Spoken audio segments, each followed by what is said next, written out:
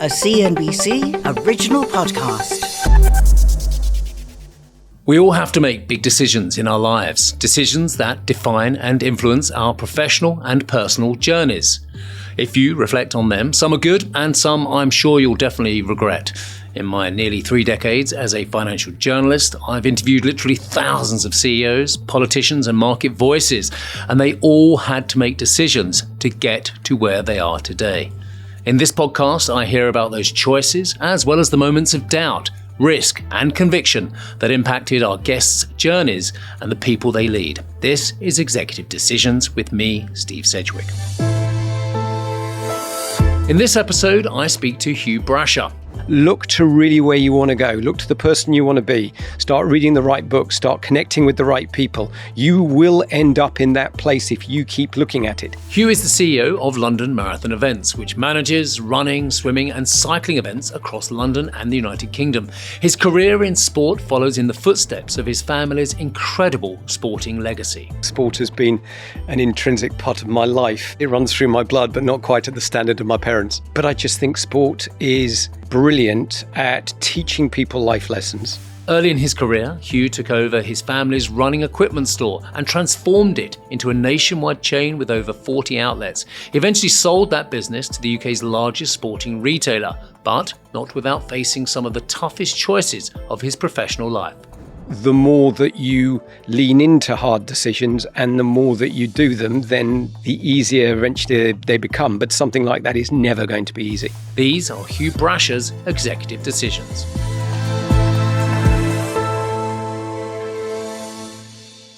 Sport is in your blood, or is that too much of an overstatement? No, it's definitely correct. My mother was French Tennis Open champion, both singles, doubles and mixed doubles. And my father was Olympic gold medalist in the steeplechase in Melbourne in 1956. And I think sport has been an intrinsic part of my life. Having said that, though, I always say that if I was a horse as a yearling, I'd probably have been sold for a huge amount of money because the stud value of my parents was probably quite high. But quite soon I'd have been a banger and in the selling hurdle, and I'd be glue now. So yes, it runs through my blood, but not quite at the standard of my parents. But I hear you. I come from a family of sportsmen as well. My father played first-class cricket. My uncle played first-class cricket and football. And I love sport. I love it, but I'm pretty average at it, to say the least. Is that dispiriting for you, or was it a challenge as you were growing up? Your mother's a multiple French Open champion. Your father's was with Hillary on Everest, was with Bannister at the breaking of the 4-minute mile as well. Did it weigh on you at all? No. Partly for lots of different reasons. Firstly, your parents are just your parents. Yeah. Right? You have no idea. I had no idea. People would be coming up to my dad and asking him for his autograph, or coming up and having this deep conversation. I go to my dad, who was it? No idea. Just being polite. So I think you're just in an environment where they are normal people and you don't realize their achievements at the time.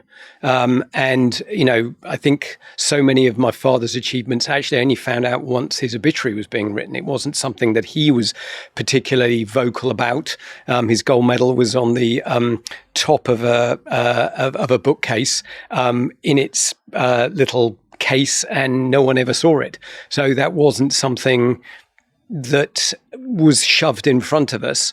We all played sport. My elder sister was turned professional age 17.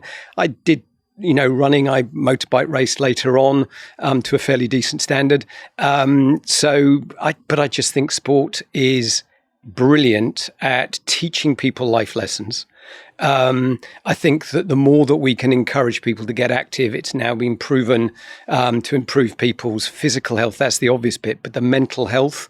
And I really passionately believe that children should, this is a United Nations human right, is that children have the right to be active.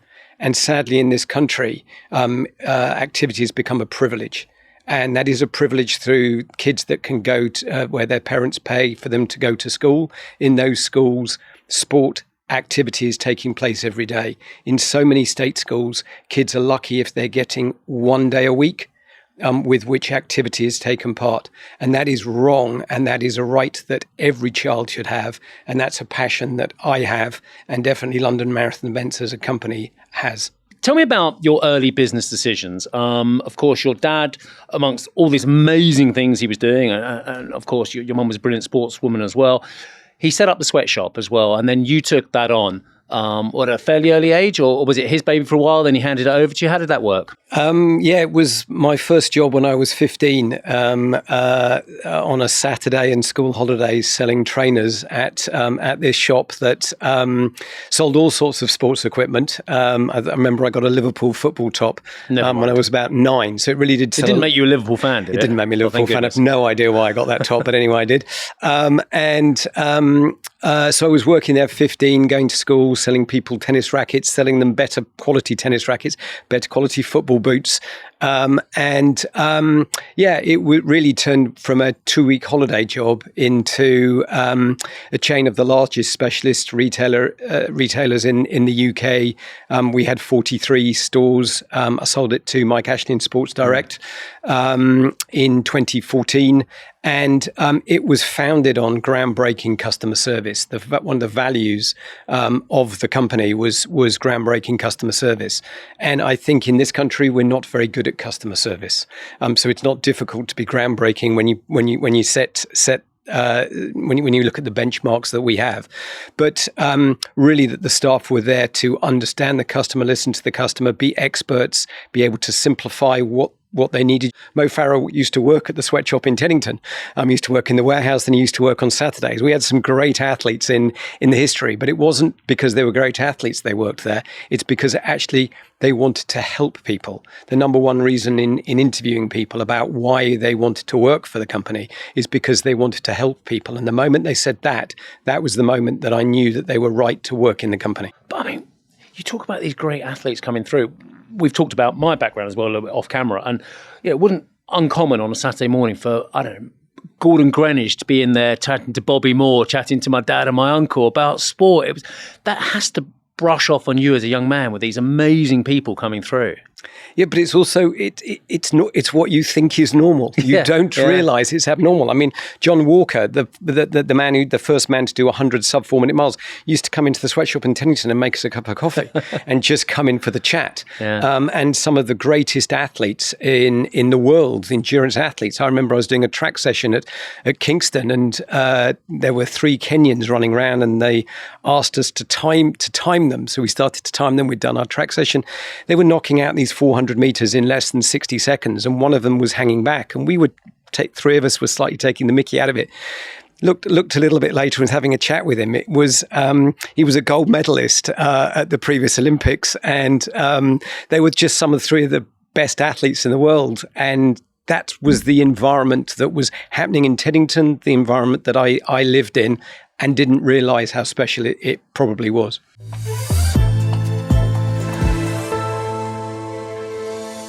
So the Sweatshop went from one shop, 1971, to the 43 before you sold it to Mike Ashley. I'll come to the Mike Ashley situation or sale in a short while.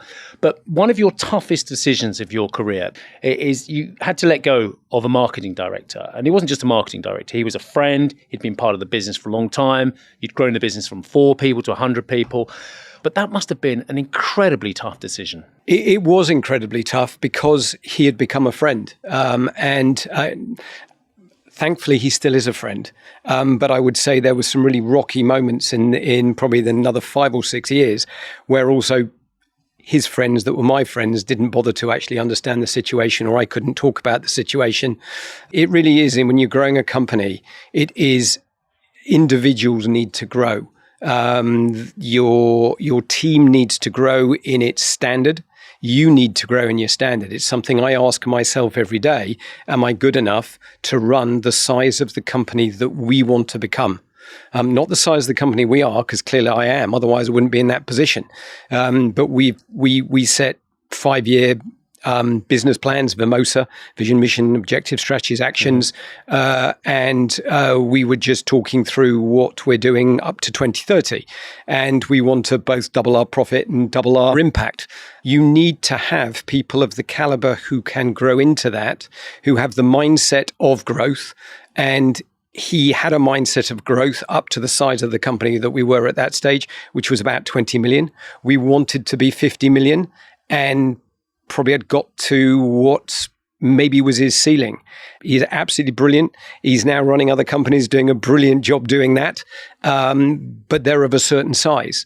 So yes, I've found it hard. I do think the more that you lean into hard decisions and the more that you do them, then the easier eventually they become. But something like that is never going to be easy.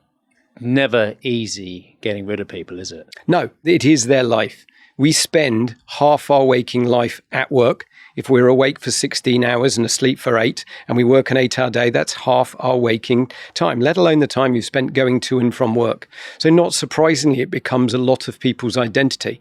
So the moment that you change that situation, then you can potentially, what they feel is you're changing their identity. Now, I try and sort of teach people and that they all have power. They all have the ability we all have the ability to get another job. We are inventive. Human beings are incredibly inventive. And if that's what you do in life, and manifestation is something to a certain extent I believe in, look to really where you want to go. Look to the person you want to be. Start reading the right books. Start connecting with the right people. You will end up in that place if you keep looking at it. If you keep looking behind you, you will stay behind you. You will stay in the negative. You will stay in where you've been. But what you should do is go to where you want to be. If you're skiing and you're skiing in trees, don't look at the tree. Don't look at the danger. Look in between the trees. Look to where you want to go, because that's where you will go. That's fascinating on many levels. I want to come back to identity in a moment. But I want to talk about you as a CEO, because I've had the privilege over the last quarter of a century meeting hundreds, possibly thousands of entrepreneurs, founders and CEOs, and some unbelievably successful people at being a founder and some very good at being a CEO, but many aren't very good at both. How did you know that you could not only be a founder and an entrepreneur, but also a CEO?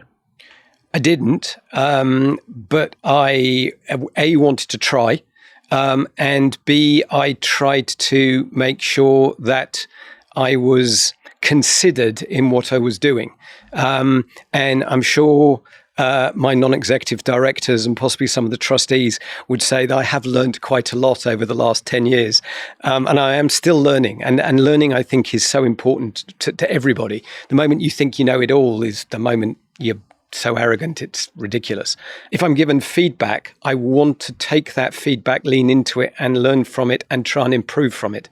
Any feedback should be positive if it comes from the right intent, the right values. And I absolutely believe values are intrinsic. Surround yourself with partners who share your values and people that share your values. And where you might have individual disagreements, you're always going to come back to fundamentally your values, and that's what you agree on. So, yeah, I didn't know, but what I tried to do was not change anything straight away. I wanted to learn what was going on to then make the changes and do it in a considered manner.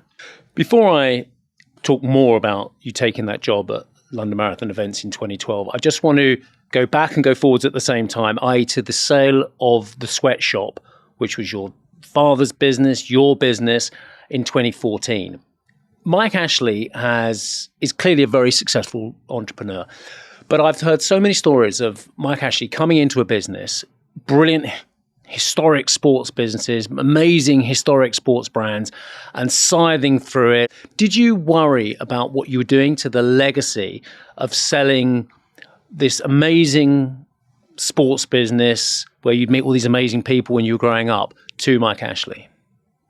So firstly, I think Mike gets some bad press, a lot of bad press, which I think personally I don't agree with. I worked in his offices in Sharbrook, used to go up on a Tuesday morning and leave at about 2:00 on Wednesday in the following morning. So working long hours. He would be working unbelievable hours. He would know what was going on in that business to an unbelievable degree. And he would drive that business forward.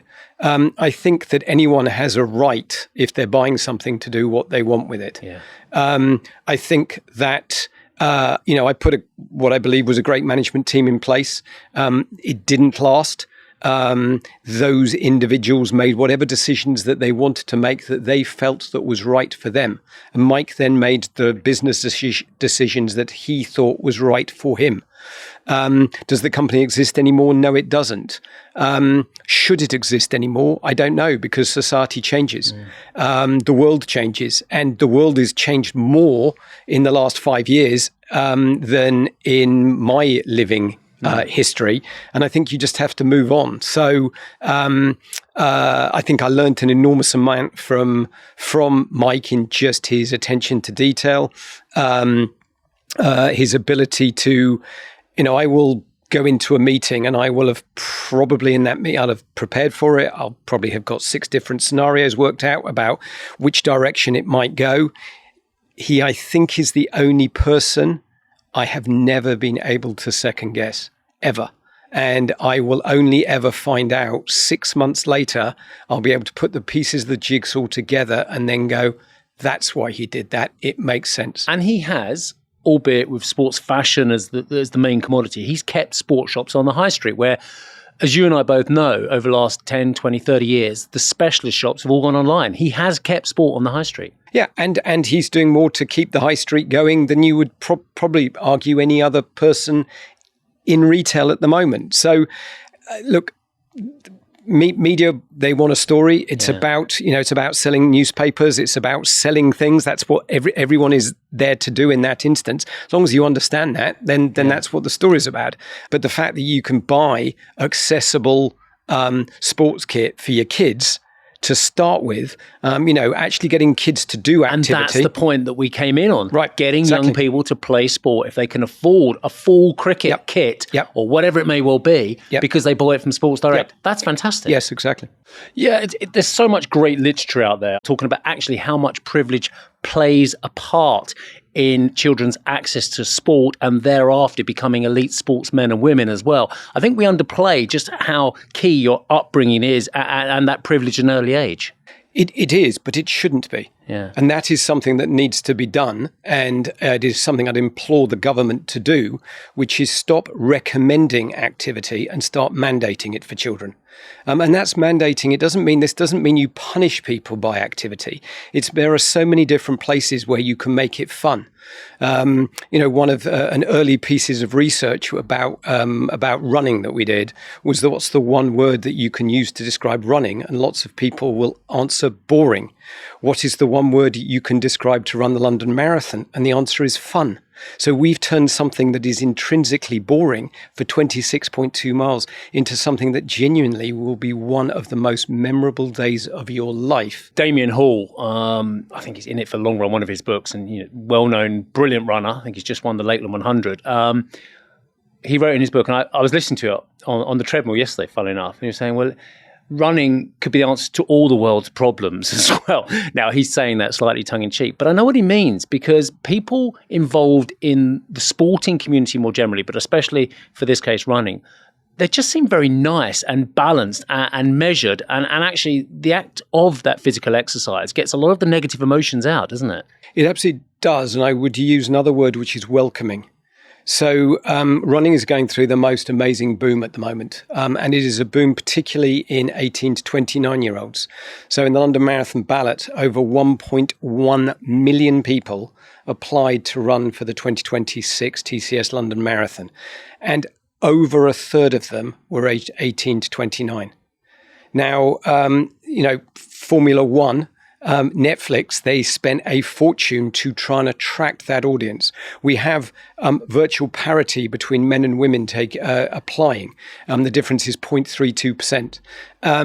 And I absolutely believe that what running does is it unites people and it welcomes them. It's not a divisive sport.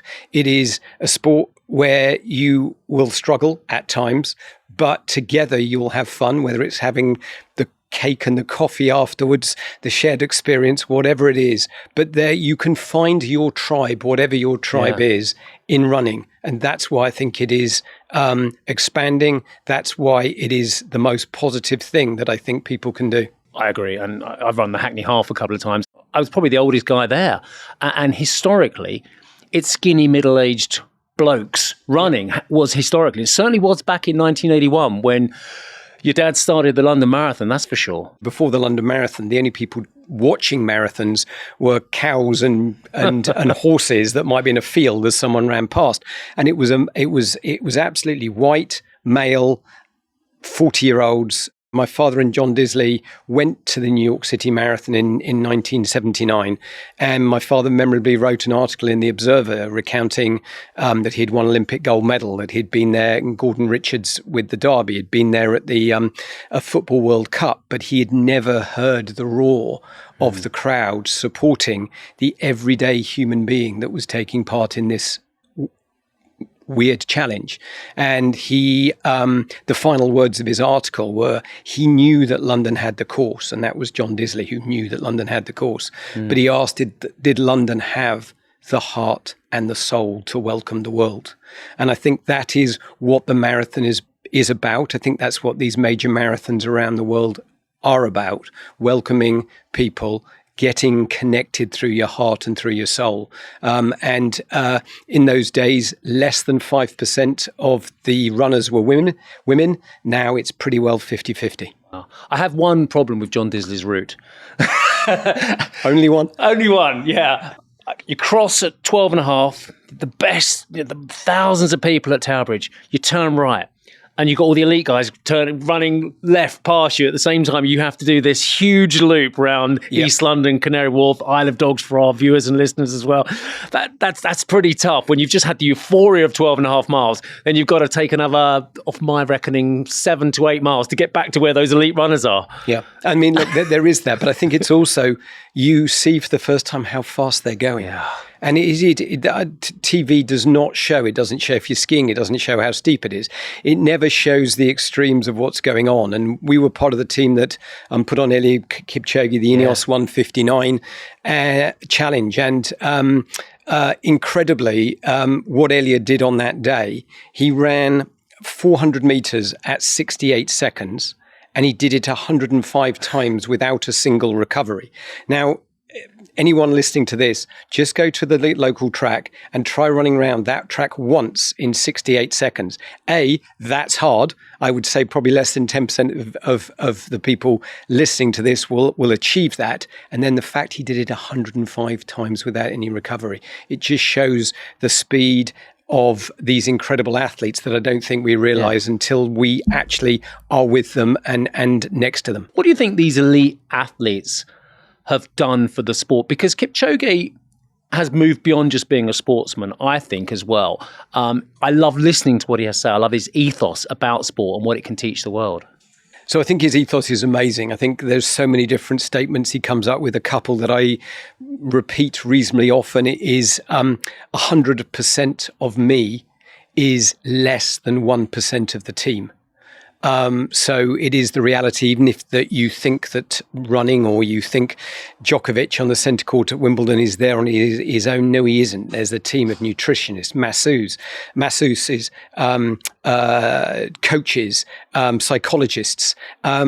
And it genuinely is a team of people that will help any of us achieve anything. And in business, it is about surrounding yourself with an amazing team of people who are better than you at their individual skills, and collectively you will achieve far more. So I love that as a statement. The other one I love is a hungry man should never chase 2 rabbits, only chase one, because you've effectively, if you're chasing 2, you'll get nothing, whereas just be focused on one thing. And once again, in business, I think that is great. Back in 2012, you took the job at London Marathon events, and you had the name Brasher famous sporting name for all kinds of reasons as well. But you said they didn't know much about you apart from the name at London Marathon events. You've cited this as the best decision you've ever made business-wise.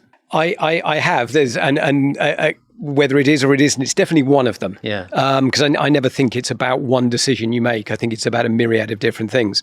But a big driver for that was the impact that I want to make, the impact in inspiring activity, which is the singular purpose of London Marathon events. And all our profit goes to our foundation, who in turn then reinvest that money in improving sports facilities or helping sports clubs or in helping organizations. So a recent, the foundation gave 1.3 million to Junior Park Run. And that came from, I was involved in Park Run at a very early stage. So part of what London Marathon Foundation has done is help them invest in now a team of people, and specifically taking Junior Park Run into more underserved communities, more areas of the country where it wouldn't normally necessarily spring up by osmosis or the way that Park Run does spring up. So, we're in this amazing virtuous circle of we make money, we give it to the foundation, and they improve effectively organizations to enable them to get people more active. You joined this amazing brand, which of course your father and then John Disley designed the course, and then Dave Bedford took over, and then you took over. So quite a history you had to take over from. But I think you're quoted as saying it didn't necessarily have the identifiable values at London Marathon events as well. Was that one of the early things you really wanted to instill in the company and create as part of the ethos? Absolutely. It was one of the, it was a fairly memorable meeting where then it was 20 staff, it's now 150 staff, getting them together and narrowed it down to 20 keywords and which 5 words most resonated with those. I would say the culture of the company wasn't particularly good at the time. And what was wrong with it? For me, it wasn't about the staff. It wasn't about... didn't have a vision of where it wanted to go. It was more protective rather than how good can we be. And I saw a company that I thought could be amazing. It had this unbelievable brand, London Marathon. Yet was it a company that was really looking to be influential in a positive way? And I didn't see that. I saw that could be something it did. When I went in 2012, there were no values. So we started to put in values. World class was one of them. We wanted to be absolutely at the top of the game, make sure that everything that we did was of the right standard, integrity. And pretty well every 5 years, we've evolved them. There are some that come in and go out. Fun, which one I've talked about earlier, with how do you turn something that's that's potentially boring into something that's fun. We need to have fun at work. We need to have fun in what we do. It's only by having fun that we will come back and do things again. So that's what if you can create that in work and you can create that in what we're doing, it is the most incredible place to be. Absolutely. And I'm a big fan of the product. I'm a big participant of the product, yours and many other people's as well. But I am worried. And I'm worried about business and sport, and I'm worried about big money and sport as well. And I see big international investors coming into running, into biathlon, into triathlon, into ultra. The term fell runners gets booted out and it becomes ultra trail, and it's all about FTK, fastest not FKTs, and it all gets very serious and very big money and very big business. Are you worried about the influence of money in sport? No, is the short answer. I think that you have to be aware of it. You have to be open to it. You have to be. It will do some incredible good, and but the market will determine what is right and wrong. So money doesn't always succeed. There are enough businesses that go bust. There are enough people that put money in. I mean, I think Grand Slam track is a very interesting example. They owe an awful lot of money to an awful lot of athletes, which is not a great place to be, and to a huge number of suppliers. So I think that, again, coming back to business, and we've taken over quite a few businesses over the last 2 or 3 years, I actually go back to the person running that business. And that's who I look to invest in. And again, that was something that Mike told me and taught me to a certain extent, because I said to him, look, I'm going to go and work at London Marathon events. And he told me he was really disappointed. And I said, why? My whole purpose was to build a company and put a management team in. He said, I didn't invest in the company for them. I invested for you. And by that stage, it was too late. And it was interesting. It was okay. I didn't understand that. I didn't realize that. In the companies that we have been partnering with, taking a share in, it has very much been looking at the CEO, looking at the team that are there. What do they want to do? How do they fit in with our values? That's what I'm investing in. So I think that money drives an awful lot of things. And I think you want to be aware of it, use it where it's appropriate and not where it's inappropriate. It's very interesting. I've noticed a lot of races which I'm having a look at, and some I've signed up for. They're nowhere near as prestigious as the London Marathon, which is, everyone might argue what's their favourite marathon, but it's undoubtedly one of the top 3 prestigious marathons in the world, I guess, with Boston and New York being the other 2. And yet the price of the London Marathon, I think, looks pretty cheap compared with some of these average races which I'm signing up for. So you've managed to keep the price down, haven't you?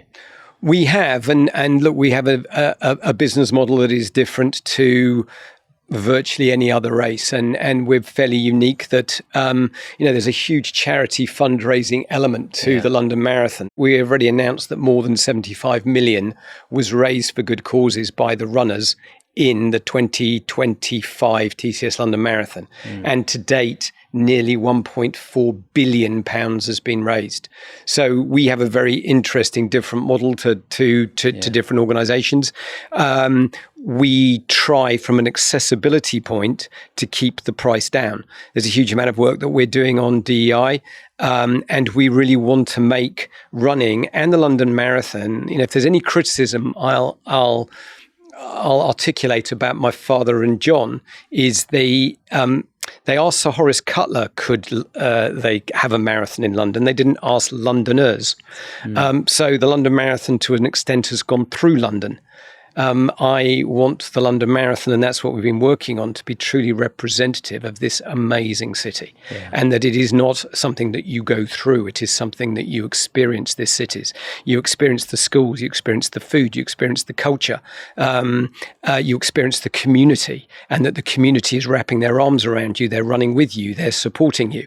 That's the London Marathon that we collectively are trying to create. I want to know a little bit more about Hugh Brasher's identity, because you mentioned we go to work for 8 hours, we sleep for 8 hours. Finding space in the rest of the day is very, very difficult if you work hard and maybe you don't neglect your sleep, or you do neglect it. It's finding space to do other things and be other people as well. What is the key priorities for you? What are the key decisions you make where you ring fence the most important things in your life? Talk to my wife is probably the number one thing. And in terms of some of the best decisions, or one of the best decisions I've ever made, would be getting married to my wife, Claire. And it's not easy. It really isn't. And I often get it wrong. And we talk about a reset, and I have to have a reset. But that's genuinely, it's like I haven't realized how wrapped up I've been. How I have two kids. They're 15 and 12, both girls, and really important. Their values are right. They're polite. That they are active. That they're engaged. They have good friends. That they're kind. And I think this is a great thing, actually. That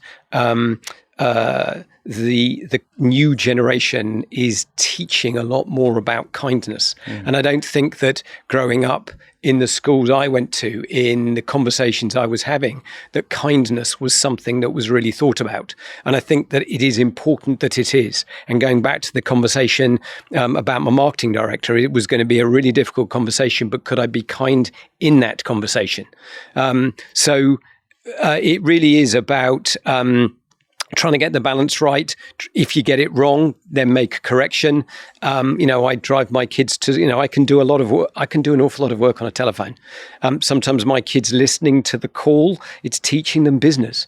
I don't know how I learned so much of, maybe it was, there weren't conference calls. My dad did have one of those brick phones where you carried around a battery that was that big, and the phone was about that big. So that was when the mobile phone was coming on. But I still remember so many conversations going on. I think you just have to be open to getting it wrong and then making a correction. Finally, last couple of questions. You've got many more decisions to make in your career. You've already told me that you're aiming to run the 50th London Marathon, which is in 5 years. We've just had the 45th this year in 2025 as well. What other key decisions do you see yourself making over the next couple of years?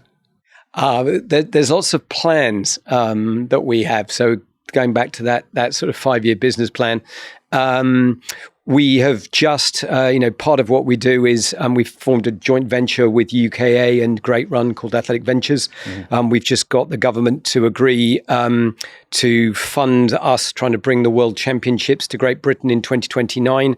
That was a £45 million investment. And the whole, for that investment, we can deliver £400 million of social and economic benefit. We had a lot of ideas and we can absolutely prove that. But actually, I think there's some really other interesting stuff that we can do with the impact that we can genuinely make. And that impact that I've talked about with kids, talked about with underserved communities. So I think that the work that we're going to do in Athletic Ventures on that is hugely important. We've got a whole strategy at the moment that we're doing on international expansion. I think how we manage that, so many companies going into a new market. We're looking simultaneously at Europe and the US, and probably your other people listening to this are probably going, oh my God, don't do two at once. You talked about two rabbits, do one at once. We're looking at the two together. It doesn't mean we're going to do the two together. It will be, again, about the people and about the partnerships. So I have a bit of a plan, and I have a plan to retire in 2032, and my wife and I are going to spend a year in different cities around the world for a year. So we'll hire out our house in this country and then travel around the world in different cities to really experience the culture.